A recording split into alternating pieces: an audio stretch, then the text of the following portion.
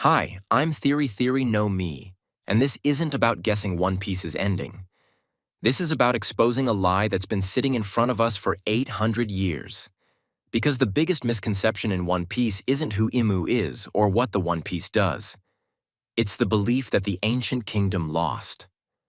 Everyone assumes the Void Century ended with the ancient kingdom being defeated by the 20 kingdoms.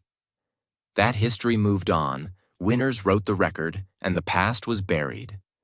But when you examine what the ancient kingdom actually left behind, the idea of a defeat completely falls apart. Lost civilizations don't leave behind indestructible records scattered across the entire planet. They don't carve messages meant to be read centuries later. And they don't design systems that only make sense when the world reaches a specific future condition. That's not desperation. That's planning. Start with the Poneglyphs. If the ancient kingdom was truly crushed, the world government wouldn't still be terrified of scholars reading stones that should have lost relevance centuries ago. Languages decay. Meaning erodes. Names vanish. And yet the name of the ancient kingdom still exists. So dangerous that even knowing it warrants execution. That tells us something crucial. The ancient kingdom didn't just preserve history. They engineered memory. The stones weren't meant to inspire rebellion immediately. They were meant to outlast suppression. Now look at Joy Boy's apology. He didn't apologize for losing a war. He apologized for failing to fulfill a promise. A promise tied to Poseidon, a weapon that reincarnates instead of acting instantly. A losing side doesn't speak calmly to the future. A losing side doesn't assume someone will be there to listen.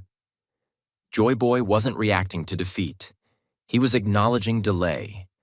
And that pattern repeats everywhere. Pluton wasn't destroyed. It was sealed, and its blueprints were intentionally left behind. Poseidon was designed to be born again generations later. Uranus remains hidden, implied to operate on a scale that transcends eras. Every ancient weapon is built around timing, not conquest. A civilization fighting for survival uses its weapons immediately. A civilization confident in the future doesn't. Now think about the Void Century itself.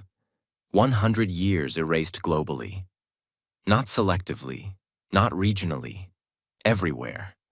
Victors don't erase their triumphs, they immortalize them. The only reason to delete an entire century is if what happened during it makes the current world illegitimate. The world government didn't erase the ancient kingdom because it was weak. They erased it because its ideas never died. That's why the world feels frozen. That's why progress is artificial. That's why power is centralized. That's why fear is enforced instead of loyalty earned. Imu doesn't rule like a conqueror. Imu rules like a placeholder.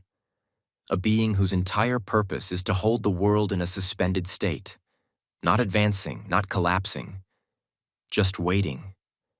Waiting for something the ancient kingdom promised would return. And this is where Laugh Tale quietly confirms everything. Roger didn't react like a man who found treasure. He reacted like someone who uncovered a truth too large to act on. He laughed because he realized the plan was complete. Just mistimed. He was too early. Laugh Tale isn't a punchline, it's a confirmation. It proves the ancient kingdom didn't expect to win in their era. They expected the world to mature. That's why the Will of D exists. Not as royalty, not as rulers, but as carriers. Fragments of resistance spread across bloodlines, cultures, and centuries. There were people with the will between those 800 years. They just lived in eras where the world wasn't ready to follow them. Rocks burned too violently. Roger arrived too soon. Odin understood but was isolated. Ace had fire but no time. Each generation wasn't a failure. They were proof of continuity. Luffy exists now because the conditions finally align. The weapons are awakening. The lies are cracking. The fear is fading. The ancient kingdom didn't lose a war. They chose to end their era, plant indestructible memories, scatter delayed weapons, and trust a future they wouldn't live to see. Joy Boy didn't fail. He postponed.